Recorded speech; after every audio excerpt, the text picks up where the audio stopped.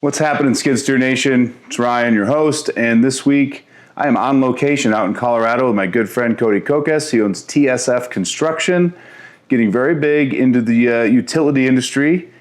Pretty new in business overall, lots of life experience, veteran in the military, and we're going to sit down today, talk about life, business, and some shenanigans maybe from when we were growing up. So stick around.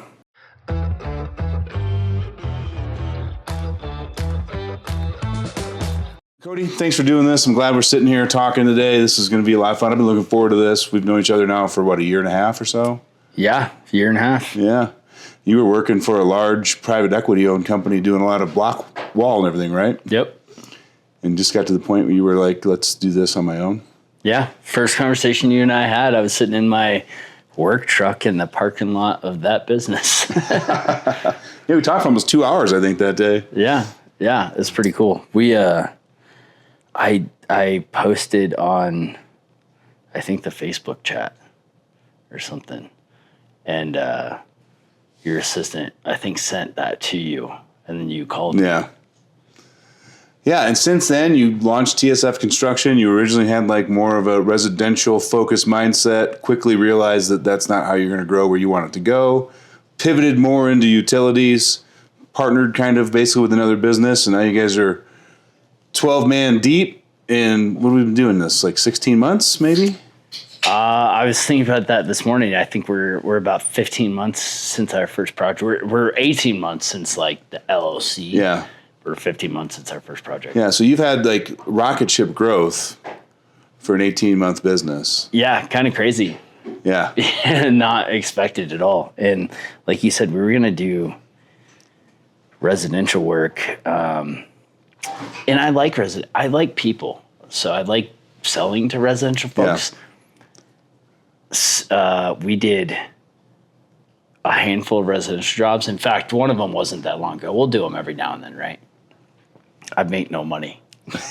I end up giving so much away for free because I like the customer. I only sell to people I like and can build a relationship with. So then I end up liking the customer, and then next thing you know, I'm mowing their lawn.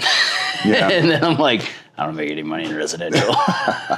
But with government stuff and big GC stuff and utilities and what, it's all contractual. So it's easy. I can set boundaries for myself with still going above and beyond and taking care of the customer. So it's way better world for me. How did you transition from that? Because, I mean, there was a time where you were getting caught up in the residential world, but on some very large residential projects for some wealthy neighborhoods. And then you transition more into the government work. Yeah, I think a little bit of that seasonal based, because we'll definitely do residential jobs, but they're huge contracts. Multi 6-figure contracts for residential work. And we've niched down to that clientele. If we're going to do something like that, it'll be for those kind of customers. Mm-hmm. And the transition so essentially we started with our first job was actually a government job, but we subbed through somebody else because obviously we couldn't get the bonding and everything else on our first project. So we subbed through somebody else, did that. And then we got into the private branches and things like that where, and to be honest with you, those work like government. They work like commercial contracts. It's all contract based. Right. You invoice. It's a 30-day. So it's pseudo residential. But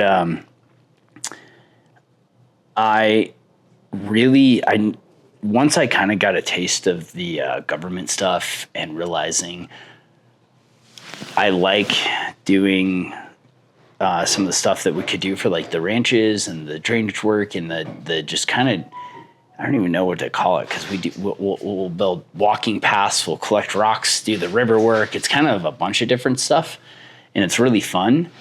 But as soon as we started getting into looking at more of the energy and utilities, and for us, we kind of sat back and said, all right, what's going to be sustainable? And you helped a lot with this. We actually had a conversation probably about a year ago now that was like, all right, what's going to be recession-proof work? What's going to be stuff that's going to actually help us in the downtimes, and it's going to be consistent work. Well, drainage, stormwater, sewer, utilities, whether that's water or energy, we need that stuff. It's not going anywhere. It's not going anywhere. And the stuff that's in the ground all has to get replaced eventually. Right. So it's all going to get redone. So you really helped me get to that mindset of like, okay, where's going to be something that's going to be essentially forever work? So we really focused on the utilities, started landing some government contracts. Again, we're working off of MSAs with other bigger contractors that have the contracts with the government entities, and it's long-term work. We're bidding work 3 years out right now. Yeah. That's the world that we went from. You and what am I going to do in 6 weeks? Yeah. I remember walking around. I was at a store somewhere, and you happened to call me, and I was like, this call's more important than whatever I'm looking at. So I walked around the store for like 45 minutes on the phone with you. And we were talking about the, sustainability piece and things like that. And that's what really got me thinking of like, okay, we need to find something that's going to be sustainable, that's going to help us get going. And I remember in that conversation, I was bidding a $300,000 job, and we were talking about like, that's a lot of risk. That's huge. That's a lot of money to put out there. And some people can bury themselves on that.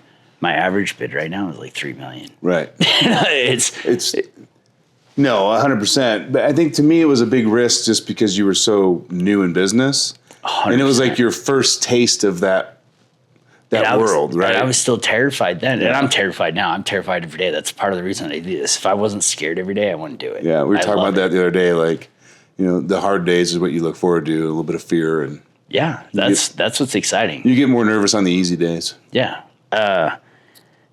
Not that I want anything to fail, and I hope that it doesn't, but we've talked about, Samantha and I's age, and Samantha being my business partner. We could start over. Not that I want to.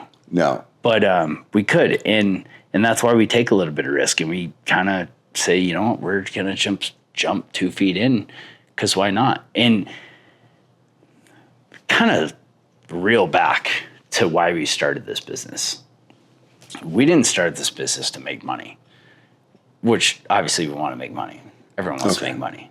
Like I have plenty of hobbies, and they take plenty of money. Yeah. Yeah, you got a garage full of them. But very literally. Yeah. We wanted to build a place where it was fun to work. And in leadership and learning a lot of things, I've created fun to work places, and it failed because that's not, when I say fun to work, I don't necessarily mean like it's like the, You're not talking Silicon Valley with the meditation pods and the foosball and all that. What I mean is somewhere where people feel accomplished, people feel challenged, people want to come to work every day. They want to, even though we're doing similar things every day, it's not monotonous. We're always teaching and learning and growing, and the team can build and grow, and it's somewhere where they can stay forever and actually feel like they're part of something. Because, Samantha and I came from businesses that were good businesses and that had a lot of good people, but just not quite the best culture. And it's just not exactly what we envisioned in our culture. So we're like, all right, I beat my head against the wall for years in private equity trying to change the world, realizing like me alone, I can't change the world. Well, if I start a company and build that, I can mold it into what you want it to be without the friction of upper management, investors. There's still friction in business, but we've created a place where we can have happy employees. And that's really why we started the company, is that and growing people. Yeah. So I just wanted to kind of reel back on that. And I want to make a note, because I feel like you glanced over that. While Samantha truly is your business partner, she's also your life partner. Yeah, absolutely. And your fiance, just like me, long-term fiance. Might as well just call him the wife. Yeah, yep. Yeah, we're like, 6-7 years deep into I think we were talking about that earlier. And I'm like, we're about the same. So yeah. Yeah. It gets to a point where I love her and she loves me, and we build a life together, and that piece of paper doesn't matter. Yeah. And I think it's cool. I mean, there's a lot of guys out there where, the husband, wife, guy, girl, whatever else, they're involved in the business one way or another. to me, it's unique because she's getting a degree in architecture. She actually has a huge interest in like a lot of like understanding CAD and not just doing the clerical paperwork, which is what you typically see in most of these businesses. Like, hey, here's the paperwork. Can you help me with the marketing? That's kind of that's kind of the normal trajectory, my opinion, of the average husband-wife couple relationship, and where she is going to be substantially more hands-on in a lot of areas and excited to do it. I think that's pretty awesome. Yeah. She's a force of nature too. I don't even know if I could put it into words. Whether, in our previous business, again, it was a very large business. We were roughly 90 employees. I could task her with anything. Doesn't matter what. Doesn't matter if it was like dealing with permit stuff, dealing with the city, accounting things, whatever, she'll figure it out. So, as we started the business, I was full-time from day one, and then we started hiring employees, and it was a little scary to bring her in full-time because now we're like all eggs in one basket, and she has a pretty substantial role in another construction business. Little, no competition. We do different stuff. But I'm so excited that she starts with us full-time in about 2 weeks, and her value of what she can do, I'm so excited about what she's going to do for us in our business because she can do so much, and she's so valuable in the behind the scenes ways. I do business development. I'm really good at business development. I can talk to anybody. I'm really good at the technical stuff in the field and whatnot, but everything else in between, I'm pretty terrible at. And she's really, really good at. And even the stuff that she's not good at, you task her with it, and she'll be good at it. She'll figure it out. Yeah. She's really my, I don't know if you want to say, I don't think crutch is the right word, but not just. I was going to say your rock. Yeah. That's perfect. Yeah. Yeah. Not just in business, but in life in general. Yeah. I don't think I'd make it very well without her. Yeah. We'd probably be sitting in like one of those rent by the month motels. Yeah. Exactly. I don't care where I live. Yeah. Whatever. It doesn't matter. Yeah. I still have the dog. I felt like, again, my partner, I'm like, no, we got to go deeper in that, man. Yeah.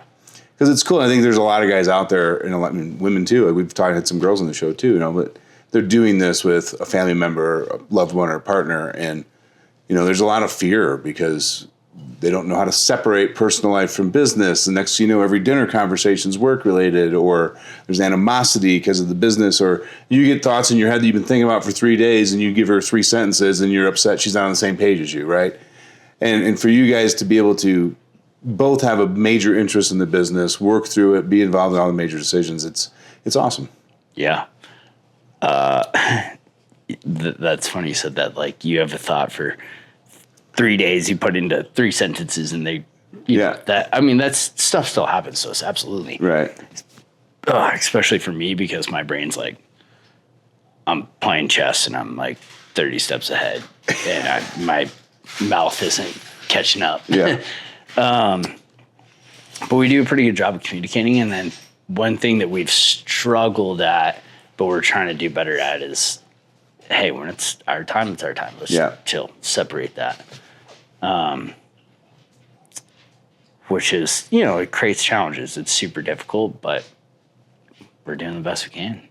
No, and that's all you can do, right? Just keep trying to improve and be better a little bit every day in one area of something, whether it's the business, your personal life, your relationship.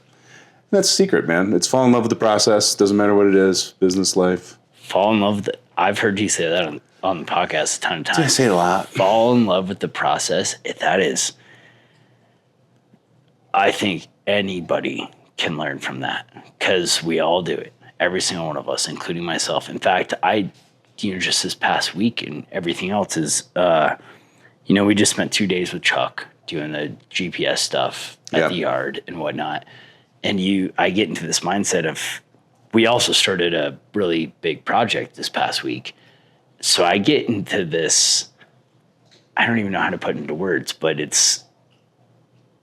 that's your end goal. And so now I'm like so focused on starting this project and so focused on like what we were about to do for the next, last 2 days. Yeah. And then once it happens, you're like, you almost hit this plateau where you're like, well, I put so much focus on those things, I kind of forgot about that's not the process to get through all of this stuff. You're like focusing on that end goal. Right.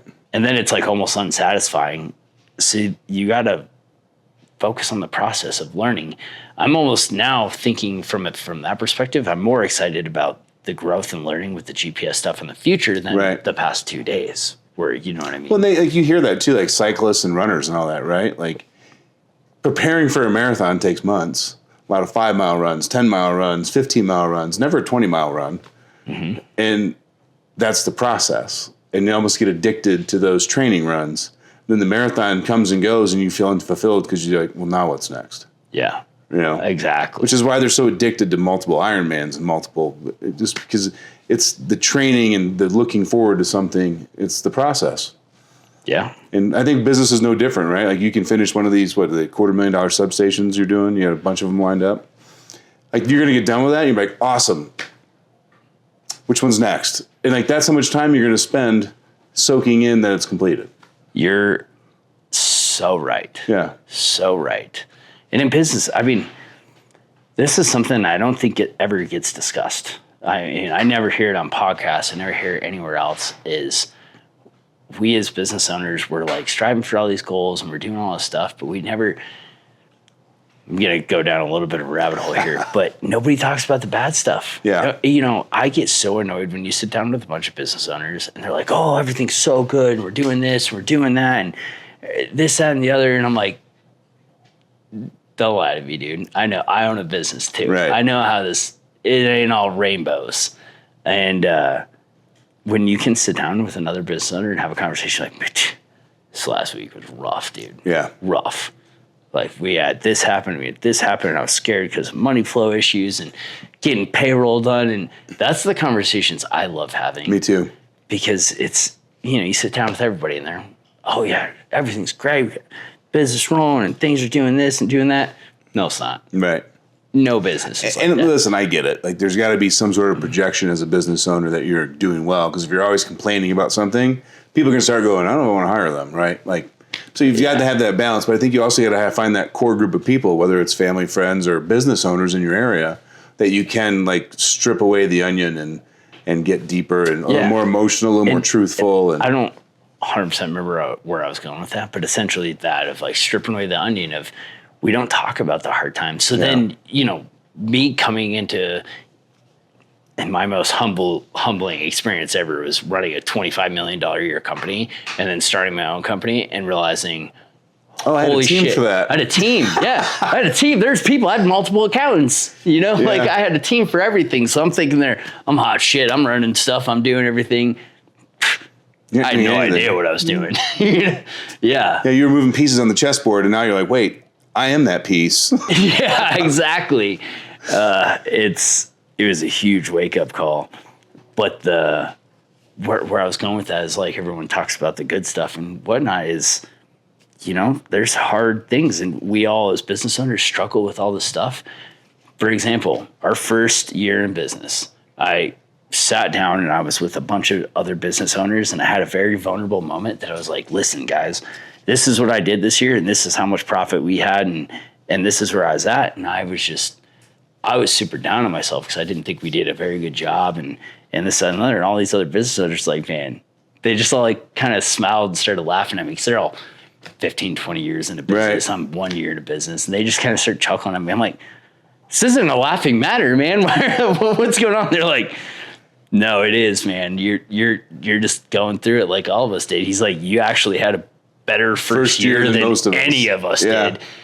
And you're sitting there worried about it. And I was like, wow, that's humbling and cool and exciting. It makes me more excited for the future of where we can grow and where we can go with everything. Yeah. And sticking with your business, somewhere along the way, you ran into a guy named Jesse. One of you helped each other out with a project. It kind of became the common ground, and now you guys don't do any projects without each other. And that's really how you went from 6 to 12 employees so quickly. Yeah, so we basically two companies. We did suggesting our relationships actually a little even deeper than that. So he was with the company. I was with a company. Both, we were in similar situations where we had like earned equity essentially, and we were going through the process with private equity firms and whatnot. My company at the time that I was with was about 4 or 5 times the size of the company he was with, and I had a really big project with a city municipality, and I was like, hey, I think you guys could sub onto this and help us out and take about $1 million worth of contract on this. And we started a relationship because our yards were really close together. Literally man, I need this service. I'm going to call this guy. Yeah. Right. And I called, we talked, we went to lunch, we talked about the project. In the meantime of me getting this contract with this municipality, some things went down with that business and whatever. He ended up departing from there and starting his own business. And he calls me up and he's like, hey man, this is what went down. You know, what can we work out? I can still perform this work for you. Same team, everything else. So I was like, yeah, man, absolutely. I really like Jesse and I believed in him and I believed in his team. So I was like, let's go. With that ability I had at that company, I was able to, sign some paperwork and get some stuff done and show our contracts that we were going to give him to help him get his business started. Fast forward about 4 years later, I'm sitting there in that same parking lot in that same truck that you and I had the conversation in, and I'm calling Jesse saying, hey man, I'm getting something going here. And he was like, whatever I can do to help. And next thing you know, we're tenanting at his yard and then working out ways to, get in as owners in there. And we ended up working out our first project. So our very first project ever was with Front Range Construction with Jesse's company. So he helped 4 years later after I helped him, he helped me, you. Right? And since then we've worked together. And at first it was like, hey, I'll help you get started. We'll do some stuff together. I branched off. We did some things on our own. Some bigger projects came about where we're like, hey, let's team up on this.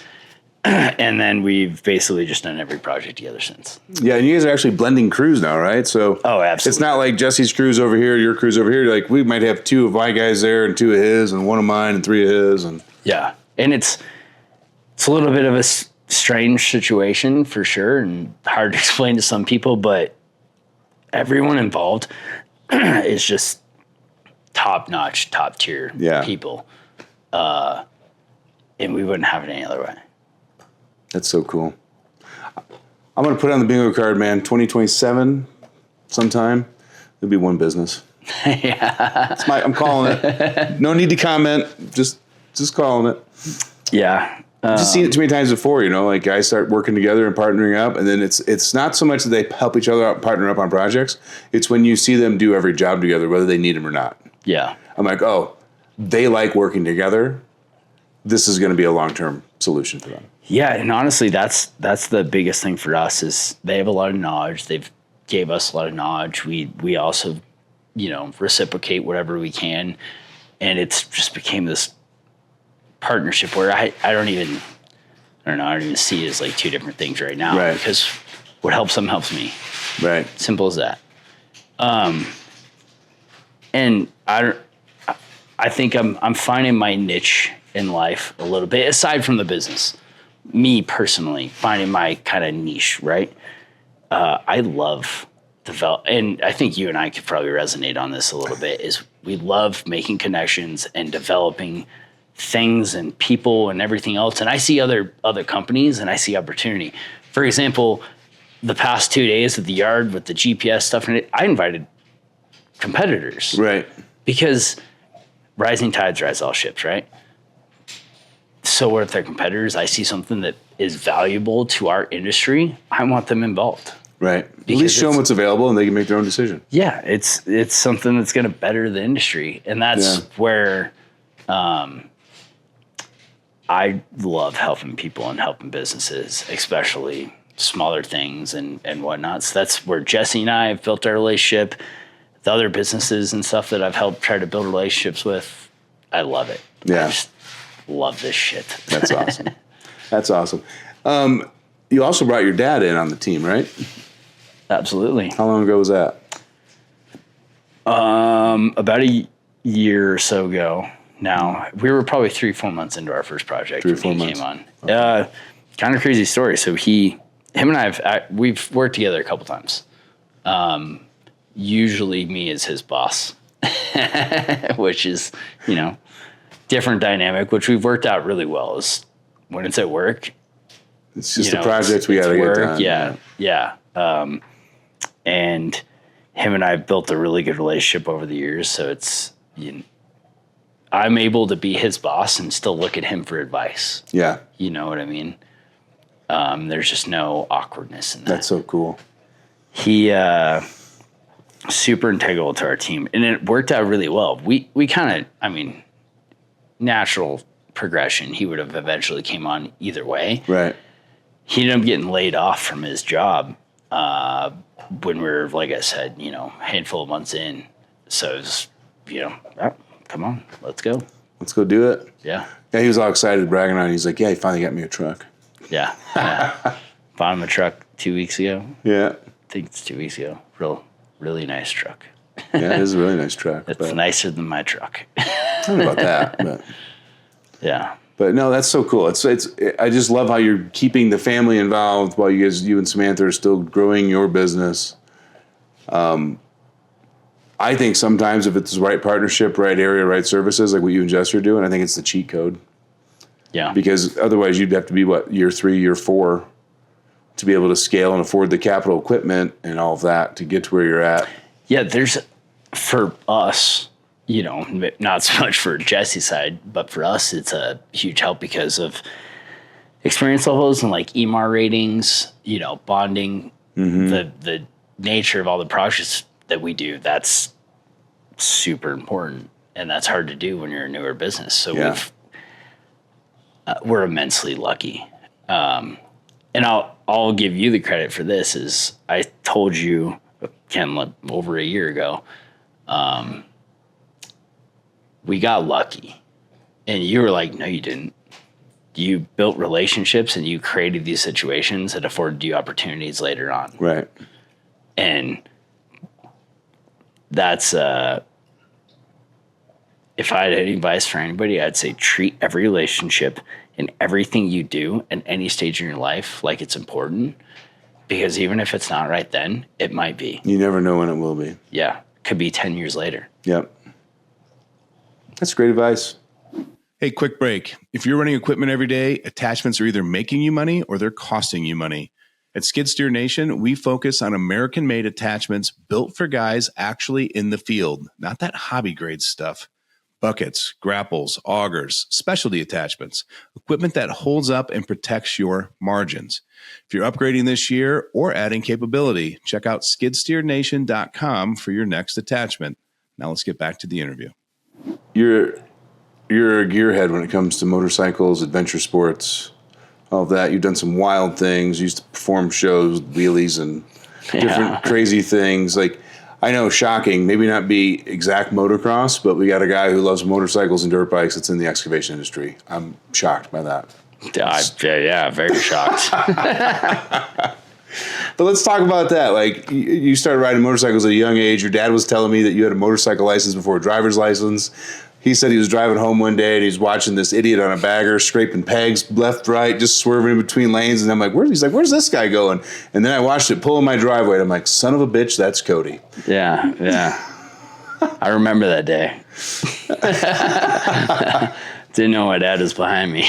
Yeah, that's funny. Yeah, so kind of, I don't even talk about my past a lot because I've done so much stuff. Everyone's like, you've done too much for your age.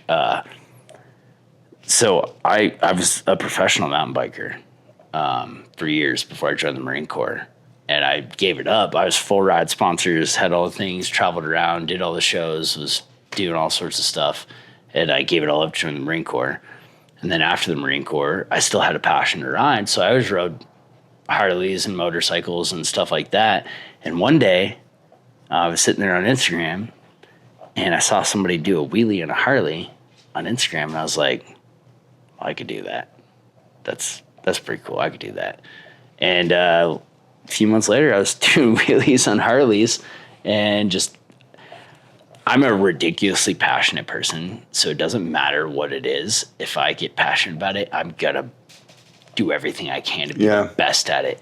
So in short order, I got really good at it to the point where we were getting sponsors. We were traveling around. Samantha was there for the whole thing with me. She was traveling around the country, going to Arizona and going to bike shows and Sturgis and everything else, and riding Harley Davidsons professionally, essentially, and doing shows. And let's clarify, because like someone's like, "Oh, anyone can ride a wheel in a sports." No, we're talking about like a bagger, where you're almost at a 90-degree. Oh yeah, past 90s. Yeah, you're full upside down. Yeah, and drifting and doing all the stuff on 800-pound Harley Davidsons.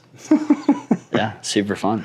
Yeah. And then we got that led. So I started dirt biking at 29. I didn't ride dirt bikes. I mountain biked and did other stuff, but I didn't ride dirt bikes until I was 29 years old. And by 31, I had my eyes on X Games. We were training for X Games. We were going to California. We were doing stuff. And realistically, by this age now, would have been probably when I would have been hitting it if I didn't, absolutely murder myself and decide, I'm probably too old to do this. So would you say that crash was probably the best thing that happened looking back? Oh, absolutely. And I've had a lot of crashes. I've had tons of injuries and a bunch of metal and broken bones and surgeries and fun stuff. But that one, and I've had bad ones, and I had a really bad injury in the military too that was life-changing at that time. But this one was different. I was an adult. I had a family. I had a career.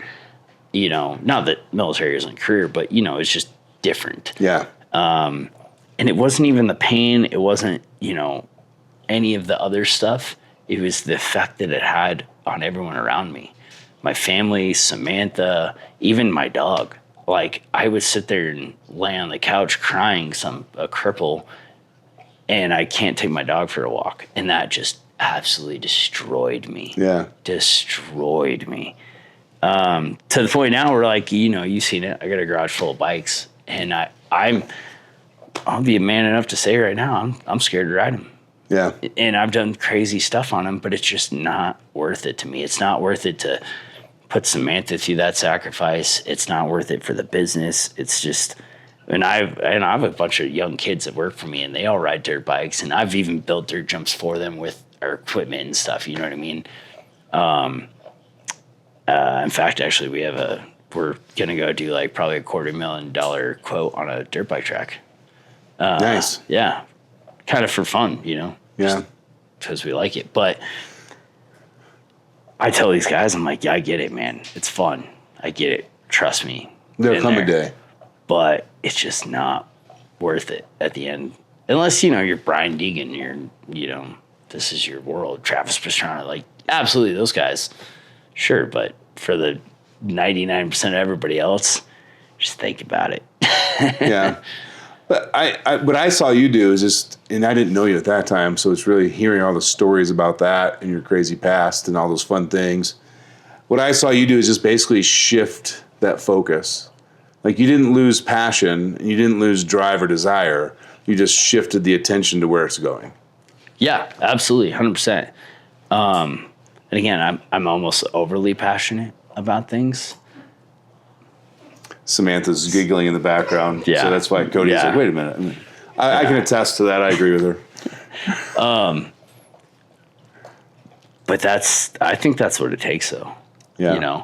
And don't get me wrong. There's people that start a business or we have, and they have, I have a couple buddies that have very similar business to us that are, a little bit ahead of us, and that they're bigger on revenue, and they're making good profit and stuff. And their goal is to just make money and exit and get out. And don't get me wrong, like we said, I like the money, but I like my passion's what we're doing. Yeah. The building for infrastructure, the building for community, knowing that what we're doing actually supplies cities, hundreds of thousands of people. That's super cool to me. Yeah. And what we do for the community and our employees. And another thing that I super want to do that you've kind of tasked me with being a little more focused on is how can I give back to the community? And I want to do like so much stuff, but I need to focus on what pick something. Exactly. And I'm, you know, kind of think I have an idea, but I'm sure it'll evolve and change because it always does. That's how it does. Yeah.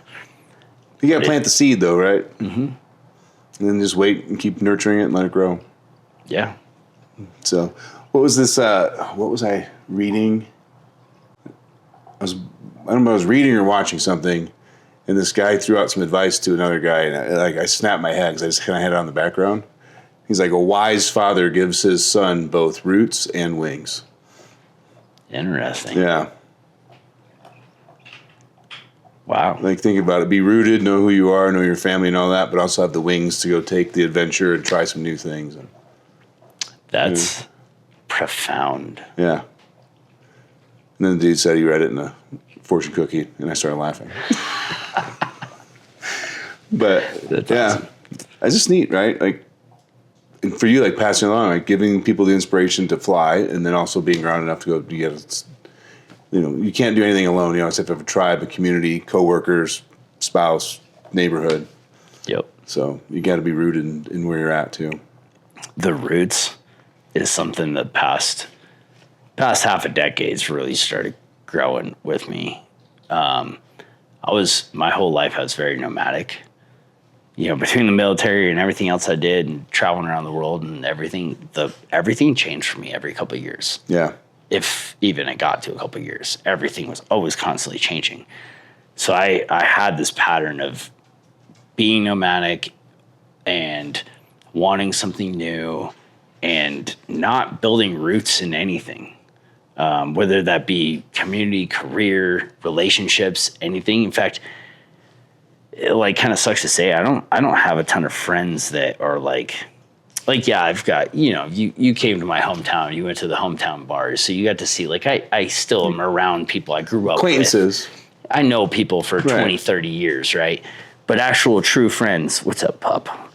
Actual true friends, it's always changed. I haven't had anybody that was like super long term. And at a certain point in my life, I met another gentleman that was another military guy. He was a teams dude, and we kind of just hit it off. We started camping a lot.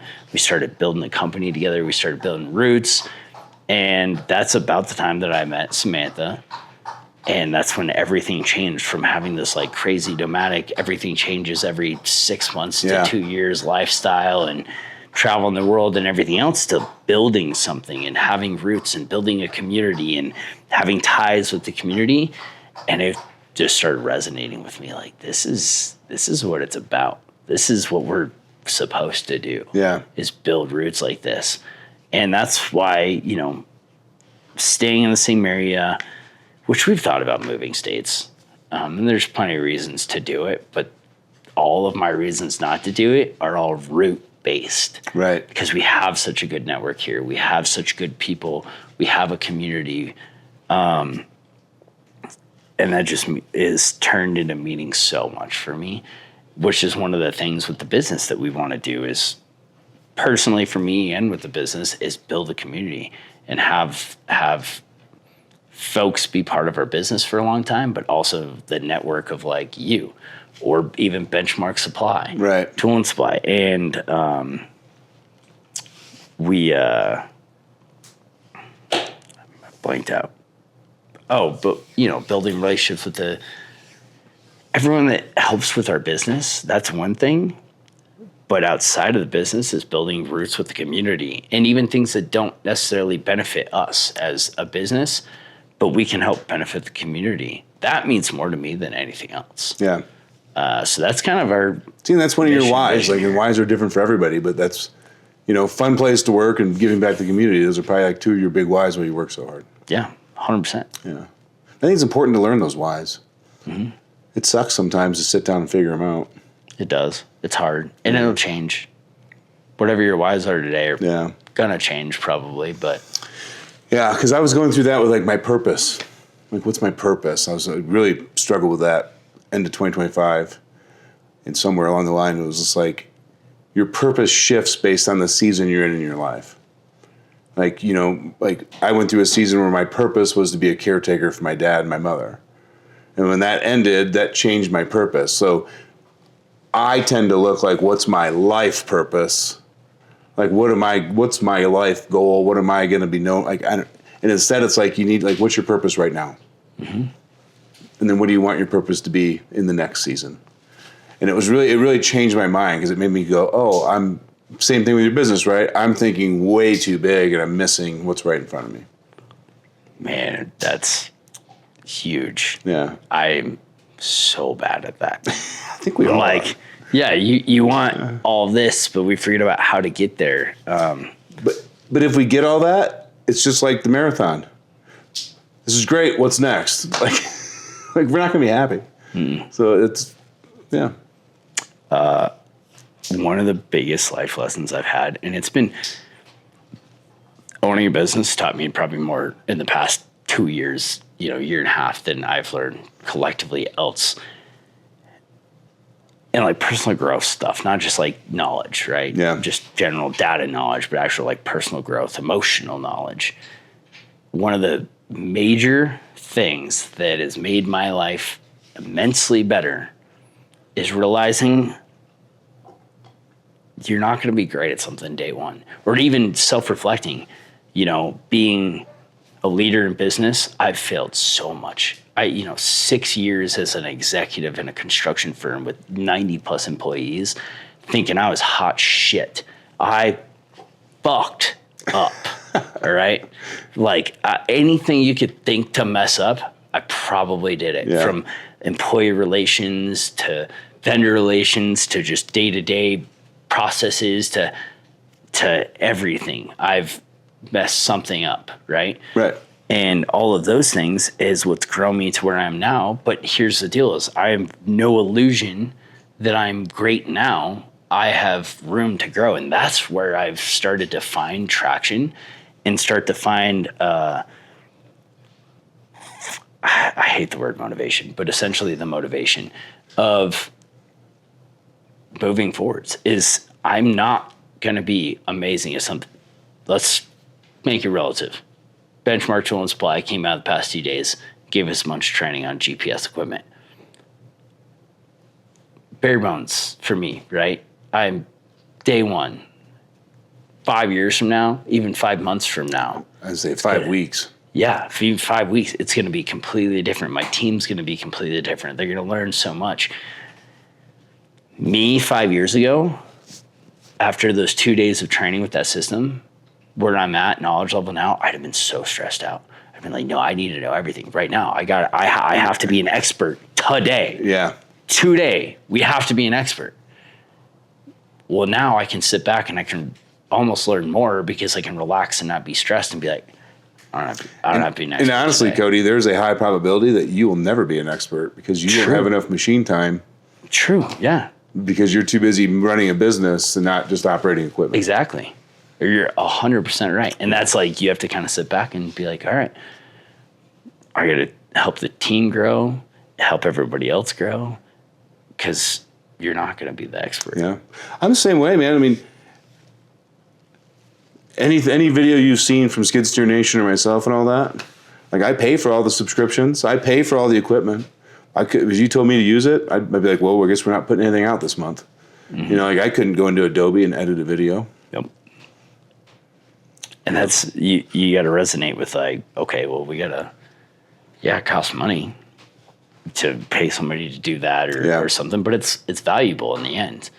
But that's the exciting stuff is I love not being good at something. Yeah. Because it means I can get better at it. And if you just got to look at life like that. You can choose to get better at it. Like I'd probably say I choose not to get better at video editing. Yeah. I tried it once. I was like, probably not my thing. I'm going to throw my computer. That's like, such another life lesson though, too, is there are certain things I'm a curious person. That type where any thought that comes to my head, I gotta, we have these cool things. Call the phone. Yeah. So I Google everything and I'm like, oh yeah, now I have all this stupid knowledge now.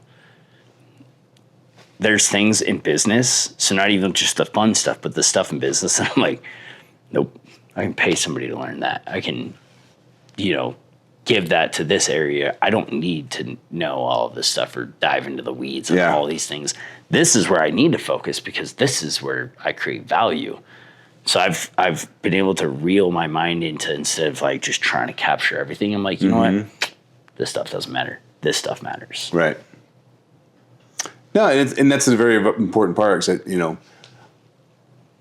being older in numerous businesses, it's still a struggle at times to be like, well, I own the company. I need to know how to do everything. No, you don't. No, you need to hire the people that are A-plus players for the area you need them. And then instead of micromanaging them, you need to go, what do you need to be successful? Like my video editor wanted Adobe, but there's like 20 other softwares out there, right? I didn't go research and say, well, I think this one would be better. Yep. You want Adobe? You get Adobe. Yep. And it's just, I think that's part of it. It's like, you talk about growing and mentoring and getting guys better. Well, I'll go hire the guys that are already good and then make them a little bit better. Now you're looking at 1%, 2%, 3% improvements because we're not starting with the greenhorns. But then you also have to supply them with what they need. Mm-hmm. And that's so I was interviewing years and years back for, it was an industry I was new to, but just I had sales experience, and it was selling metal for, commercial structural steel stuff. And during the interview, the guy, and I was transparent, I was like, hey, I don't know this industry. And the guy was like, listen, you're a leader and your job is to remove roadblocks for the team. Right. You don't need to know the industry. You need to know how to remove roadblocks for the team and help assist them and give them what they need. They know the details. You just have to help them get there. Yeah. And I was like, that I could do that. And like zoom out, right? The biggest disruptors ever to touch any market didn't come from that market. Elon Musk didn't start in banking when he built PayPal. Mm-hmm. Nobody knew e-commerce, so who knew? Jeff Bezos didn't have that to lean on. They went out and they found the right team members to build around and like they could build with. And you see it all the time. Like guys get out of finance world and start a construction company. They can scale 3 times faster than a guy with a construction background because they get to come in with fresh eyeballs. Yep. And see what's working, what doesn't work, what worked in their industry, what worked in this industry. And I'm going to blend that all together, and I'm going to build a better mousetrap. Yeah. In fact, so when I was in training for military and law enforcement, we looked at chill.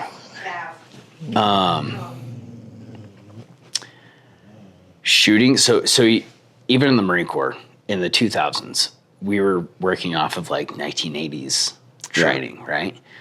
So we looked at, all right, we could just do this because this is the way we've been doing this for years, or we could change it. So we looked at golf, we looked at football, and we looked at baseball. And we took pieces of each of those, incorporated it into gunfighting, and then we started looking like, okay, does a football player just go play a game of football for 8 hours a day, 5 days a week? No, they break it down. They choose which individual areas they want to get good at. They focus on those areas, and then maybe for 1 or 2 hours a day, they'll pull all of that together and implement it, right? Well, why does gunfighting have to be any different? Right. For years and years, we just go practice gunfighting. So we started pulling all of these individual things from where you could work out a certain way at the gym. You could do eye training and eye tracking drills, mindset drills, all this other stuff. And then now we pull it together and we were creating really, really, really efficient gunfighters. And so now I try to carry that in every aspect of life.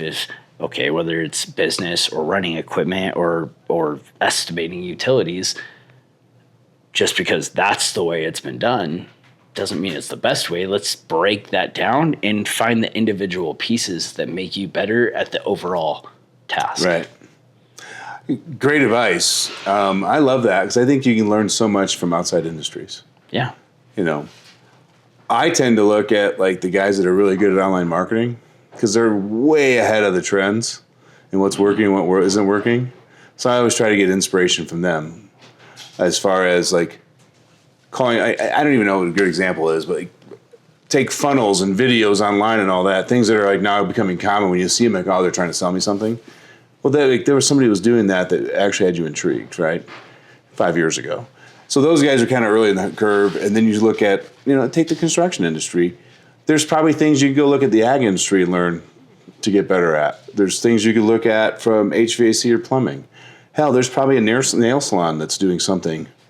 Oh, absolutely. That you could pull inspiration or guidance from, So one of the guys I was doing that stuff with, he went and started doing efficiency trainings on like restaurants and stuff, where he would go in, and again, he's a gunfighter. He's a Marine for almost 2 decades. But he would go in and train restaurants on how to bust tables more efficiently. He not from the restaurant industry, but he understands efficiencies. Right. Yeah, that's just it. Like, and it's an outside perspective, and then everyone else is like, this is just how we've always done it. Yeah. Well, great. Let's do it different. Yeah.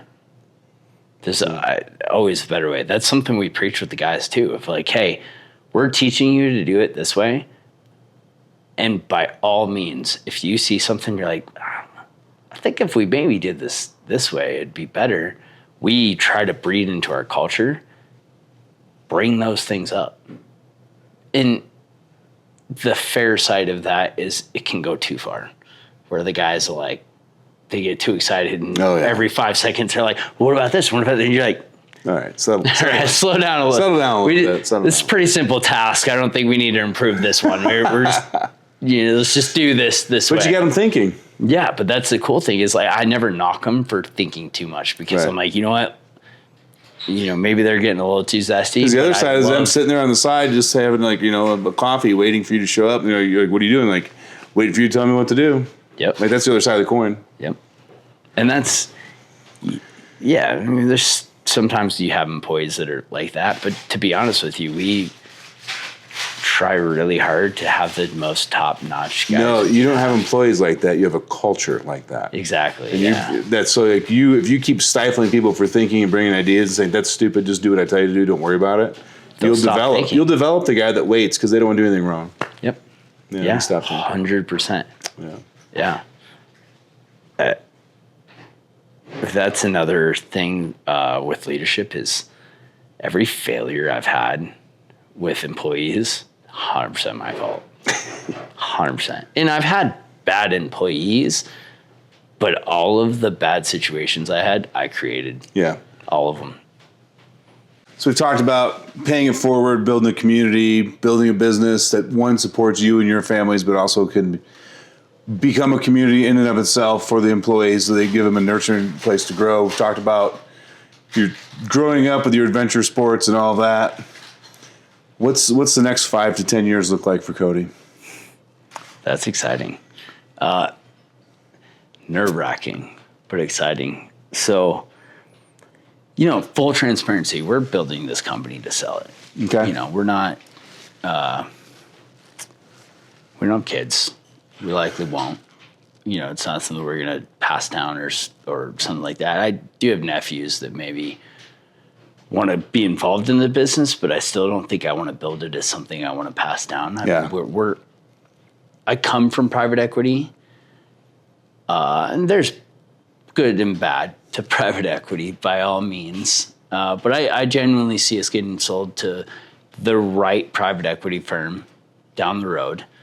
So that's kind of the way we're building our business. And so to give you that perspective is we treat our company as if we were a very large firm to the point where, from day one, we had drug and alcohol programs and employee handbook. And, we're building it so that there's something worth value and that we could sell eventually.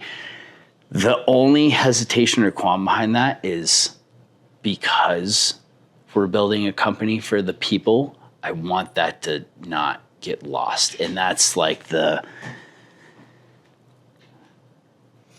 don't even know how to put it, the toss up or the tight spot there is that we know that we want to sell the company. It will likely be to private equity, but we don't want to lose our vision to get to that point of where we want this company to be. Because again, we come from private equity world. And trust me, there is private equity firms out there that care about people.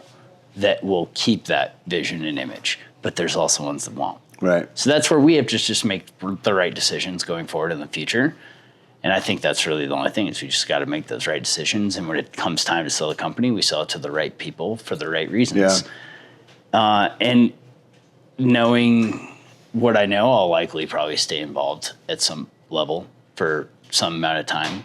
But along with that, we're also developing other businesses as we go, from property development to potentially some other construction roles, but in a little bit different facets than we do now.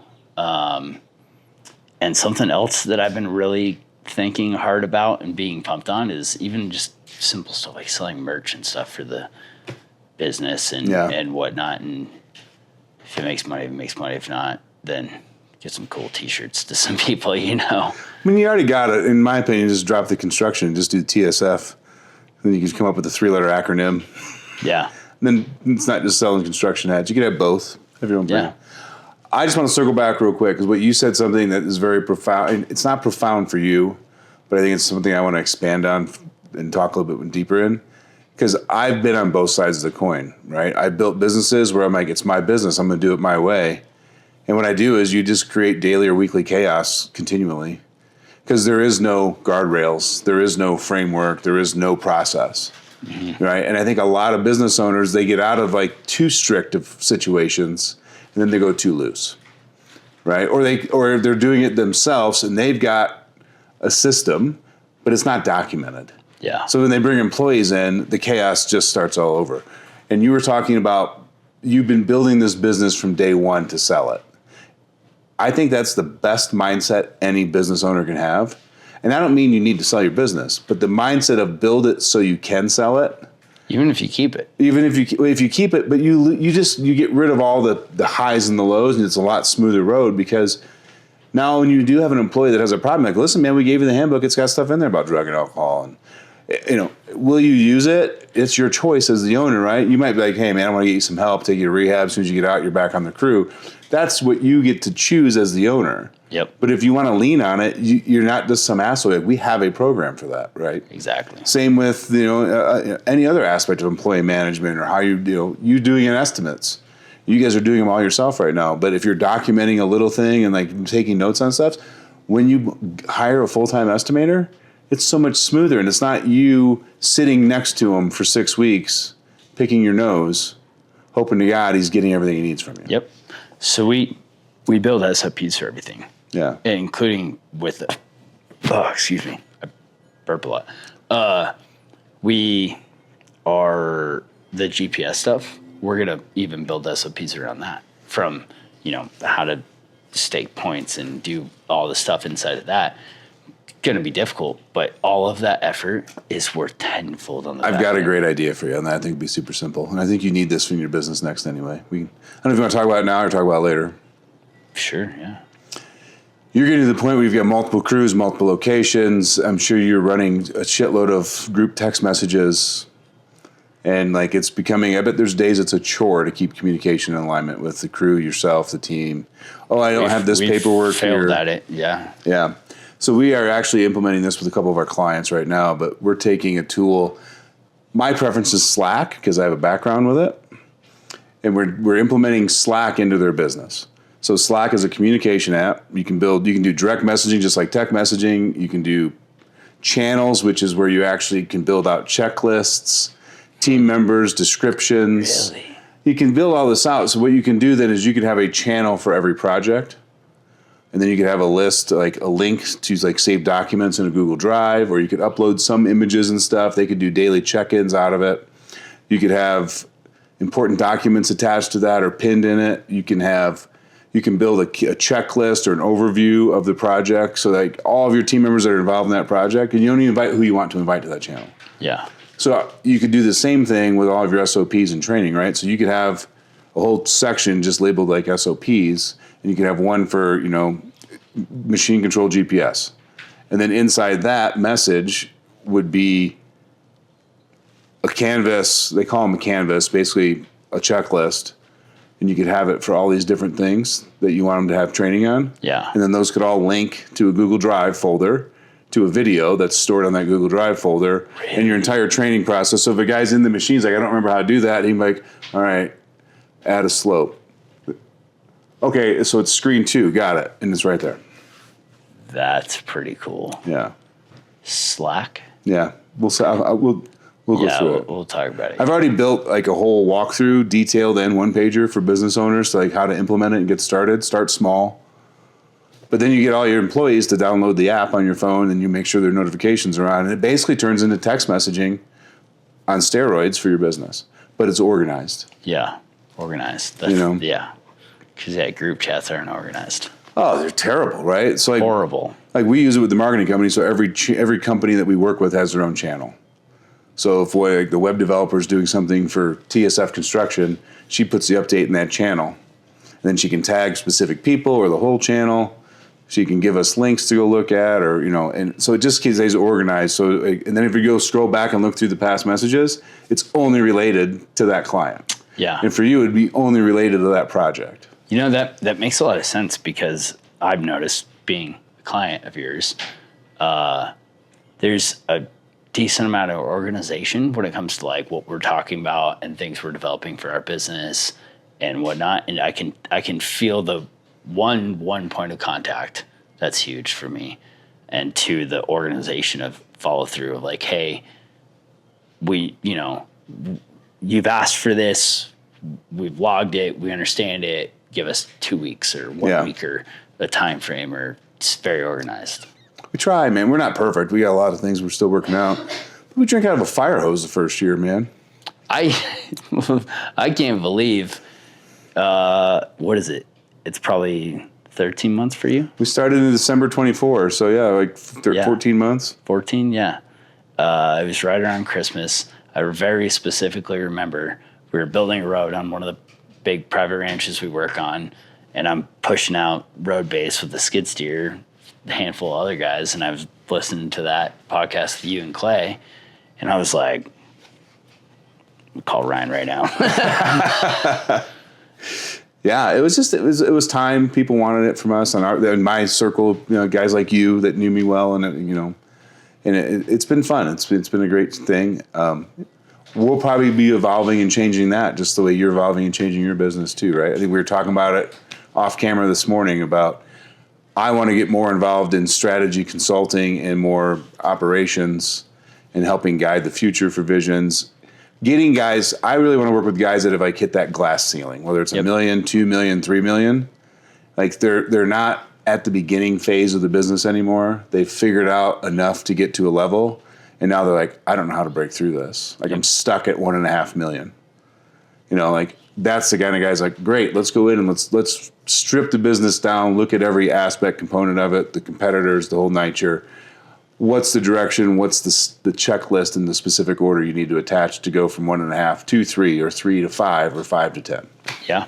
And I think, not to, boast you too much, you don't want to blow your head up too much, but I think you're really good at that. And you take guys like Jason or myself that, we're a little more established. I think, Jason and I have different images of what we want our business to be. I think he knows way more about business and this stuff than I do.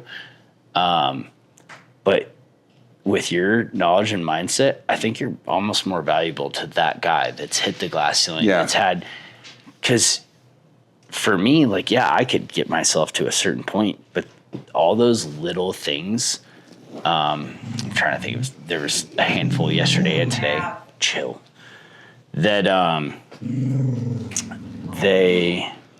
it's the little cheat code things, and it's the okay, you just make a small redirect in this facet of your business or even your mentality, and you're going to see exponential results. Yeah.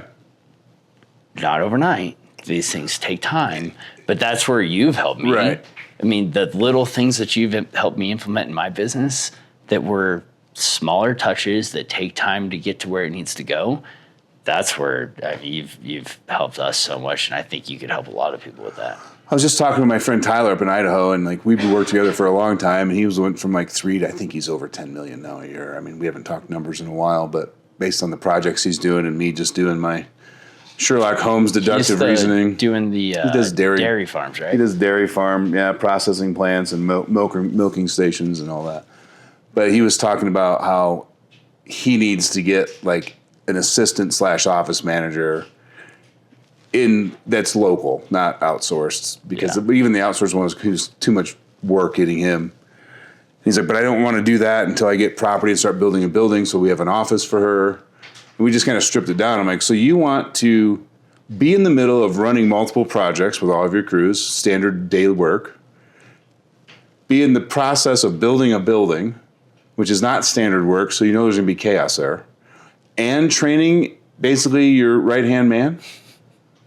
He's like, shit, I never thought of it that way. And I'm like, why don't you just meet someone local, meet them twice a week, drop off what you need, collect what you need, help build the process, start slow, get them up to speed, and then build the building. Mm-hmm. Because then if he or she has this much under control, whether it be receipt organizing and payroll calculations and all those things, and it's normal to them, it's part of their daily workflow, now you can say, hey, I need you to take on the vendor relationship and making sure the materials show up in time for the new building too. So you actually have somebody who's trained that can actually assist in that outside one-off project too. And he was like, you probably saved me, I don't know how much money and how many headaches, just because it's a different perspective, right? Yeah. You know, like, because you're in the you're in the woods. That's exactly what I'm talking about. Yeah. Those things. And you're right. We're in the weeds, in the woods. Man, if I had $1 for every time I've came to a solution, I was like, that is the most obvious solution. It always is, right? How are we not there already? Yeah. You know, you're right. Always is. We struggle with a part. There's one component of our marketing system that we've built out that is a constant headache. And I just look at it every day and I'm like, it's literally the easiest thing in the whole workflow. What's that headache? It's us getting in and not messing up and dialing in and getting tracking set up for Google Business Profiles. We have to have like 3 people touch it, and I'm like, this is absolutely insane. It should be the simplest thing out of our whole workflow. Like, we're not building anything. We're just and for some reason it gives us the biggest fits. Interesting. Right? It's business, right? I'll figure it out. In my head, it makes sense. Obviously, the way I project it doesn't make sense to the team members. Yeah. So we just got to bridge that gap and we work through it. But, you know, it's nobody's fault. Let's just all look for solutions and move forward. But I think even in your business, right, there's always that one thing you're like, why does this give me a fucking headache? Question for you. How do you prioritize? So we want to do all the easy stuff. It's productive procrastination. Yeah. How do you get yourself to focus on those things that I think we might have talked about this off camera the other day of there's those like 1 or 2 things that you just put off and you just don't want to do, and they're just like the most just god awful thing in the world. But then as soon as you do it, you're like, wow, that was easy. Why did I make this such a big deal? So we all do it. We do the productive procrastination where we go do all these easy tasks and put off these 1 or 2 tasks. What's your challenge, or how do you overcome that? Man, I'll be honest with you. I don't think there's any like set secret to make you do the hard tasks. So for me, it's, you know, I got away from making to-do lists because by the time you get to 15, 20, 30 items, my motivation level goes to like 1. I'm like, God, I'm never out of it, you know? And most of them are just dumb things. Yeah. So I got into I built this habit tracker. I don't know if I've ever showed it or shared it with you, but it's like 4 things I'm working on to build habits around. I typically try to stay with my personal on that. There's actually some business things that are going to start getting written down on that 4-thing habit that I'm trying to create a habit around. And then I have the 3 things that if I do these 3 things today, they move the needle the most, and I win the day from it. So I have found that like those 1 or 2 things always get written down as those 3. I don't always do them. That's the disconnect, right? But if you write it down 2, 3, 4 days in a row, eventually you'll be like, I'm not writing this down again tomorrow. Yeah. Right. So I still might procrastinate, but the length of the procrastination, I'm able to shrink it down by just putting it on that. Like, there's only 3 things on that sheet. It's not 30. It's not buried behind send an email to George about concrete, or call accountant about picking up. It's not buried on that to-do list. It's just the 3 things that this is what moves the needle today. Yep. I like that. And I think that we all get into this groove where we think you have to have, kind of like what I was saying, like you have to be perfect on day one, or you have to get everything done today, which I'm by no means saying that, you shouldn't procrastinate, you shouldn't do those things. But our biggest enemy is ourselves. And you've said it a ton of times. We set the goalpost, and before we even get there, we're already moving it. We don't need to celebrate getting there. No, we don't. And we do that day to day, even on a smaller scale of, instead of sitting back and saying like, hey man, like I accomplished this today and I accomplished that.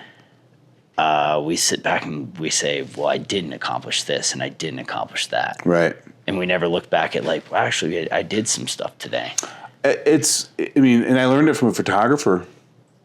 Right? It's like the most important angle is the one from behind because nobody ever takes a picture of it. Mm-hmm.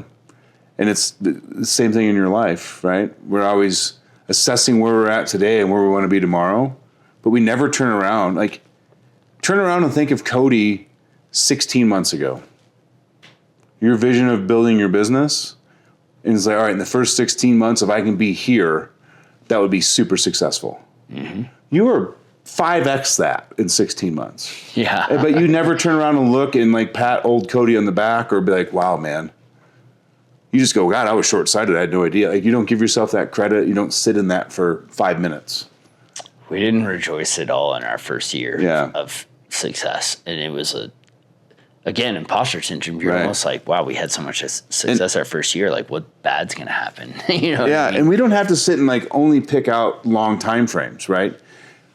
If you struggle getting estimates out, if you're doing residential work and you struggle getting estimates out within 24 or 48 hours, whatever the time frame is that you want it to be in your business, if you actually get one out, fucking celebrate it. Yeah. Like, just, it doesn't have to, it could be high five the wall, pat your back, just smile. And don't, just take a moment and go, man, that felt really good. Get it so it almost feels addictive. Like, oh, I know I can do it. I want to do it again. Yeah. So celebrate the little things too. That's, I think, huge. And I'm preaching it, but we don't do that great. We need to get better. Yeah, everyone needs. I mean, it's so easy just to get moving, big picture. Like there's days I'll be at the gym, like I do not want to be here, and this weight feels heavy.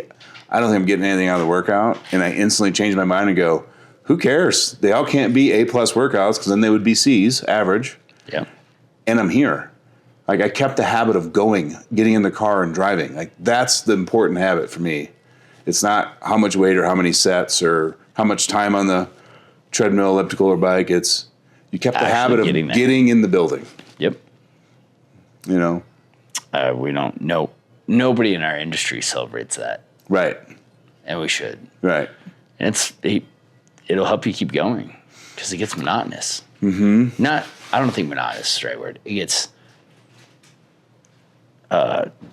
challenging without reward. Yeah. I don't know if there's a word for that, but we get focused in wanting to build a habit around the success, not the process. Yeah.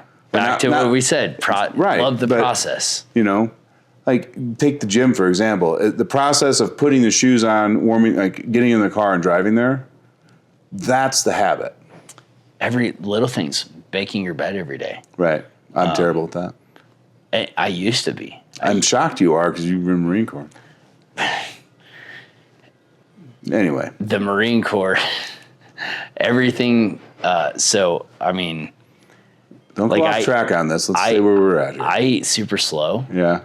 And Samantha, because she's also military, she eats super fast. I eat super slow. And it's funny because everyone's like, why do you eat so slow? Like, weren't you in the military? Like, aren't you guys like trained to eat fast? I'm like, yeah, that's the point. That's why I eat slow. Yeah. Yeah. Yeah. So, yeah, you see a lot of people that are military, they're like, oh, you'd be like super squared away in your personal life. You're like, yeah, I was forced to for years. So, no, I don't want to now.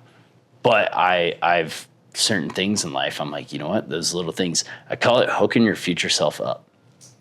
Because you do these little things and you're hooking your future self up. You make your bed and it's already done. You like come home to a nice clean bed and everything else. Or the little things like at work when you're like, all right, I could take 5 minutes to go prep this for tomorrow, or I could just deal with it in the morning. Well, take the 5 minutes. You're hooking your future self up.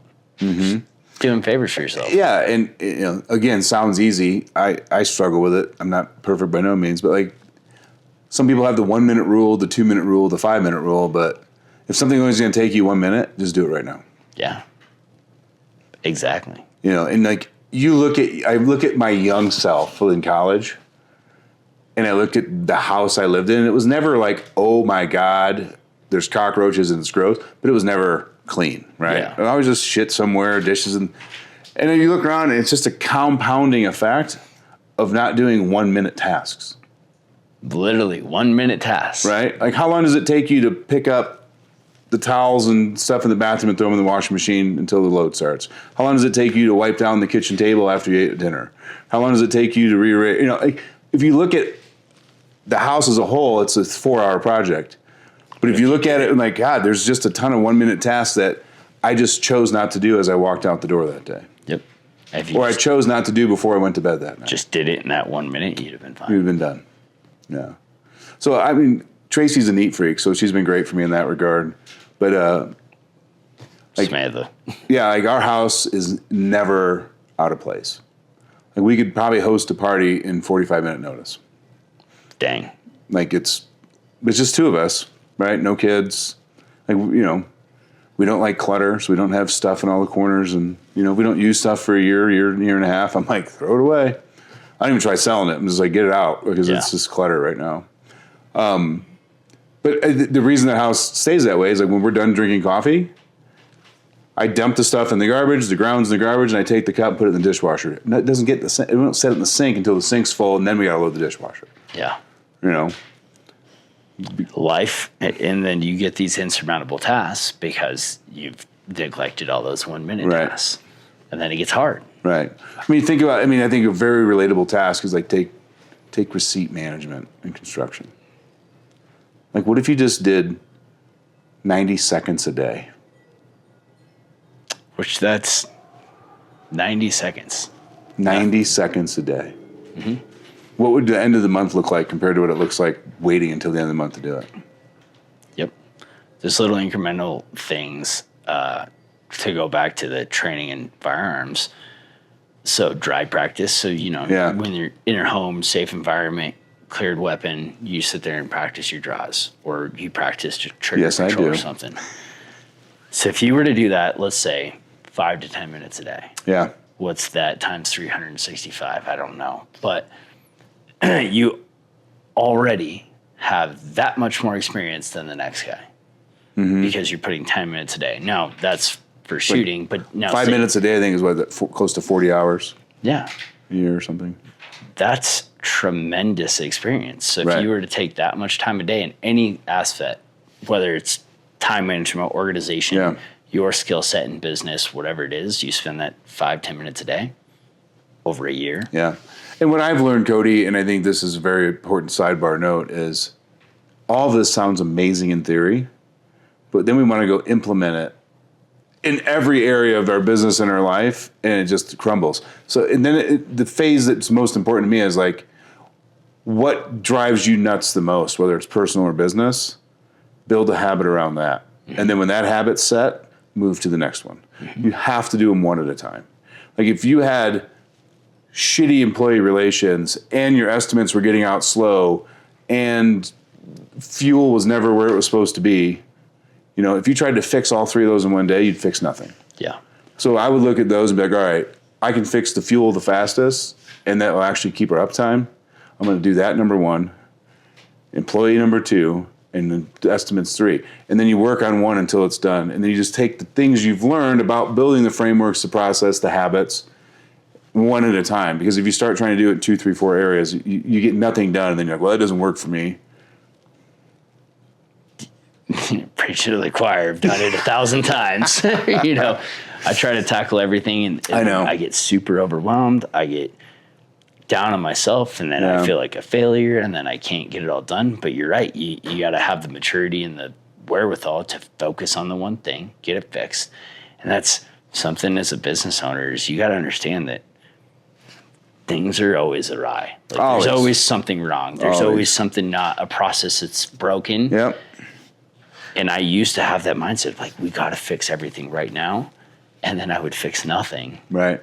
So you focus in, you get those one or two things, and then that snowballs into more. And then those individuals in your business are stronger, and then Right. they help you here. And it just snowballs into better and better things if you can have that clarity and focus. But I mean, and that's to me like, you know, foreshadowing into the book that's coming out hopefully in the next couple months. But step one in my 6-step process that we kind of work with service businesses is like, you have to define your chaos. Like, you got to have that gut check. This is going to suck.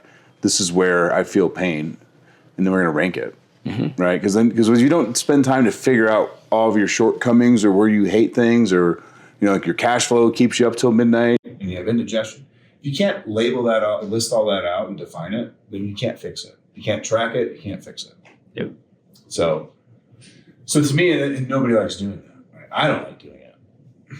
You know, and I thought I was telling you, like, writing the book has been very cathartic to me, because it's like, how much are you doing of what to work that you've done pieces of or all at one time or another, but what are you doing right now in your business? Like, yeah. So it's kind of like a good, like, look in the mirror and go, it's time to level your game up. Little stuff check. Yeah. 100%. Yeah. That's the toughest part. Yeah. Yeah. Well, man, this has been awesome. Thank you for having me into your beautiful home here in Colorado. Thanks for having me out for the last 3 days. And thanks for being on the show. It's been amazing. Thanks for coming out. My pleasure, man. Before we wrap up, one more thing. If you're listening to stories like this and you're thinking, I want to grow, but I don't want to stay buried in the machine forever, that's exactly why we built Throttled Up Marketing. We help contractors build visibility, authority, and consistency so growth isn't random. You can be great at the work, but if your market doesn't see you, it does not matter. If you're serious about scaling your company the right way, head over to getthrottledup.com and schedule a free consultation call with me. All right, guys, I appreciate you all for listening.